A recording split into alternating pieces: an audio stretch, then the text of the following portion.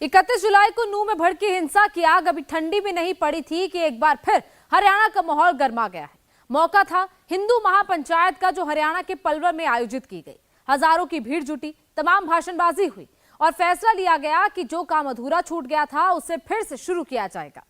इस महापंचायत में और क्या हुआ, देखिए इस रिपोर्ट में। बात केवल मेवात तक रुकने वाली नहीं है कि यह मेवात की सीमा तक की लड़ाई है।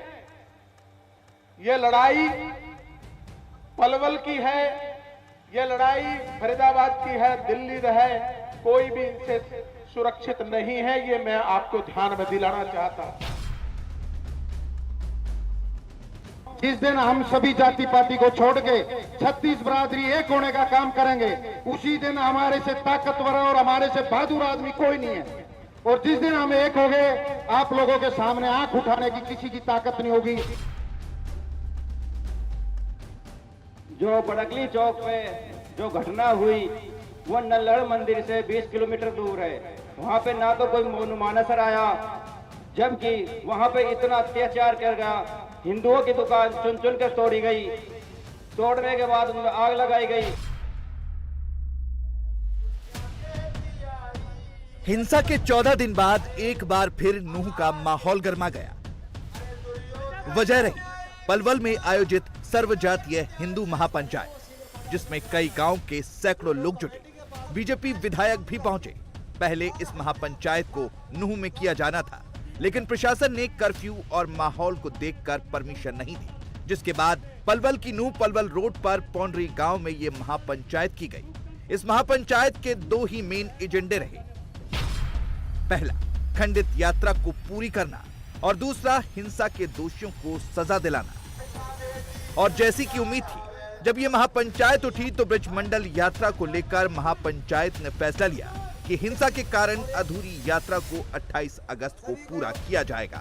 22 तारीख को जो हमारे धार्मिक संगठनों के साथी हैं,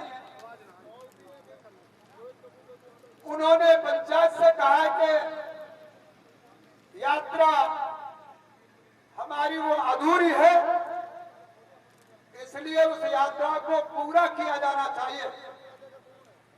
तो जो हमारे उस धार्मिक संगठनों के साथी हैं, उन्होंने पंचायत से अनुरोध किया है और पंचायत ने उनकी बात को तहे दिल से स्वीकार कर दिया कि भाई आप यात्रा, जो आपका मुहूर्त है उससे यात्रा निकालो। और उन्होंने तय किया है 28 तारीख को हम यात्रा निकालेंगे और उसमें आप सबका सहयोग वांछित है, सबका सहयोग मांगा। महापंचायत में ब्रजमंडल यात्रा के अलावा कई और बड़े फैसले लिए गए। महापंचायत में 51 सदस्यीय कमेटी ने निर्णय लिया। 31 जुलाई को झगड़े में मारे गए लोगों की याद में प्रस्ताव पास किया गया। नूंह हिंसा की जांच राज्य सरकार की जगह एनआईए से कराए जाने की मांग की गई। हिंसा में मारे गए लोगों के परिजनों को 1 करोड़ रुपए और सरकारी नौकरी देने की मांग की गई।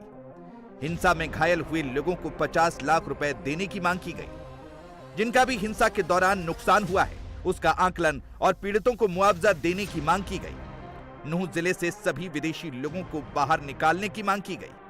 आत्मरक्षा के लिए हथियार अगर लिए जाएं, तो सरकार सख्ती ना करे, ऐसी भी मांग रखी गई। केंद्रीय फोर्स का एक हेडक्वार्टर मेवात में खोलने की मांग की गई। दंगाइयों की पहचान करके उनके खिलाफ सख्त कार्रवाई की मांग की गई।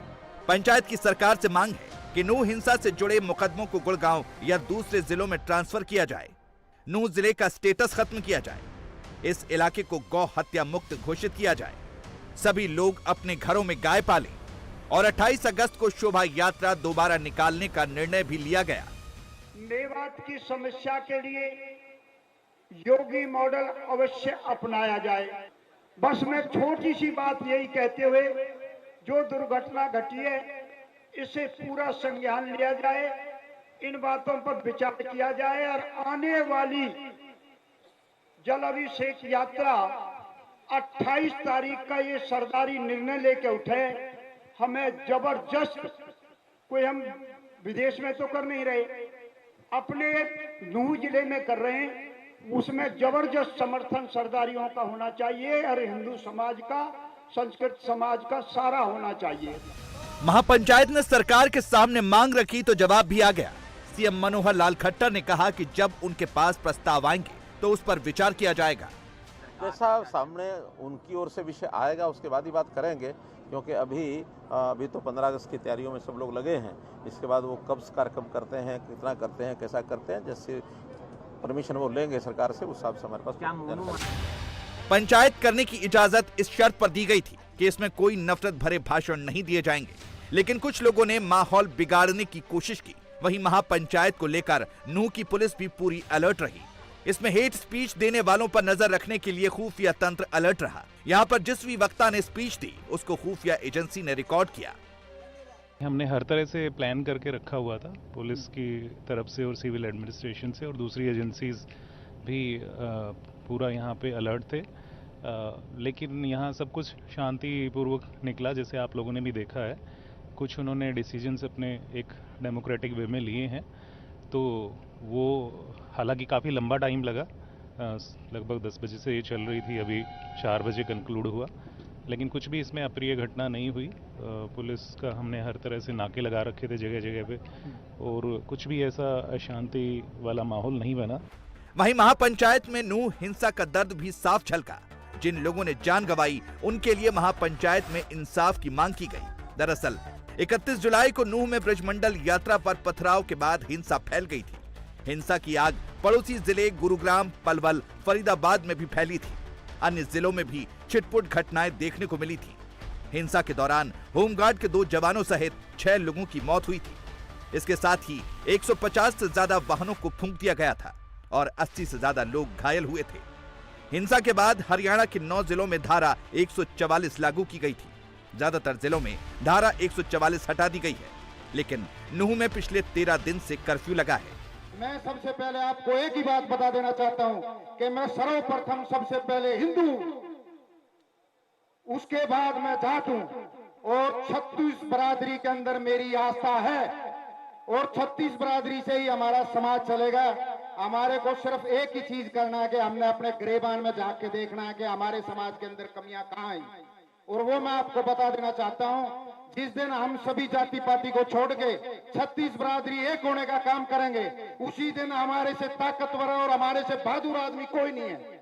और जिस दिन हम एक हो गए, आप लोगों के सामने आंख उठाने की किसी की ताकत नहीं होगी, ना ही कोई झगड़ा होगा, ना ही कोई फसाद होगा। रही भाईचारे की बात, भाईचारा हमारे पास संख्या बल बहुत ज्यादा है, और हम आपस में 36 बरादरी अपना भाईचारा बना के रखेंगे, वही हमारे लिए बहुत है। बाकी हम किसी आदमी का विरोध नहीं करते, ना किसी धर्म का विरोध करते, लेकिन अगर हमारे धर्म पे कोई आँच आने का काम हुआ तो हम उसके लिए तैयार हमारे को रहना पड़ेगा। फिलहाल नूंह में स्थिति धीरे धीरे सामान्य होती दिख रही है। स्थिति दोबारा न बिगड़े, इसको लेकर जहां सावधानी बरती जा रही है, तो वहीं हिंसा को लेकर पुलिस का एक्शन भी जारी है। अब तक 160 लोगों पर FIR दर्ज की जा चुकी है। 393 आरोपी पुलिस की गिरफ्त में हैं। इलाके में मोबाइल, इंटरनेट और SMS सर्विस पर बैन लगा हुआ है। इंडिया टीवी हर वक्त हर जगह डाउनलोड करने के लिए सर्च करें India TV news Google play store या ऐप स्टोर पर।